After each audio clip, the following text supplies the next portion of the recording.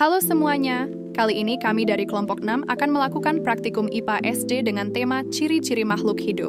Yuk, kita pelajari bersama bagaimana makhluk hidup bisa tumbuh, bergerak, bernapas, dan berkembang biak. Percobaan ini dilakukan oleh kelompok kami yang beranggotakan Desti Triayu Anggraini, Dian Rahayu, Dina Yunita, dan Mega Silviana. Kami bekerja sama dalam mengamati dan memahami ciri-ciri makhluk hidup. Pada kegiatan praktikum pertama ini, kami memiliki tujuan untuk mengamati ciri-ciri makhluk hidup yang ada di sekitar tempat tinggal. Alat yang digunakan antara lain buku, pulpen, dan handphone. Sedangkan bahan yang kami amati terdiri dari 5 jenis tumbuhan dan 5 jenis hewan. Landasan teori dari kegiatan ini adalah bahwa makhluk hidup atau yang disebut organisme merupakan entitas biologis yang mampu menjalankan fungsi-fungsi kehidupan esensial. Seluruh organisme tersusun atas sel sebagai unit dasar struktural dan fungsional kehidupan. Makhluk hidup memiliki beberapa ciri utama yang membedakannya dari benda mati. Pertama, makhluk hidup bernapas atau melakukan respirasi. Kedua, membutuhkan nutrisi untuk bertahan hidup.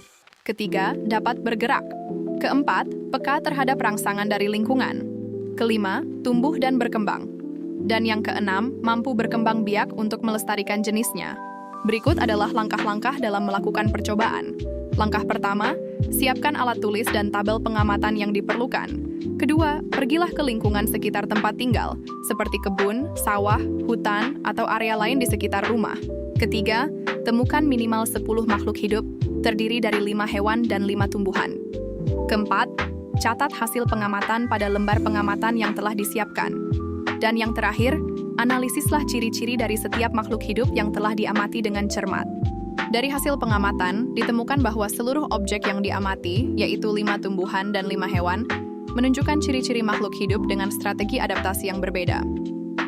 Tumbuhan seperti kemangi, cabai, dan terong memperlihatkan sifat autotrof dan menunjukkan gerak fototropisme, yaitu tumbuh ke arah cahaya.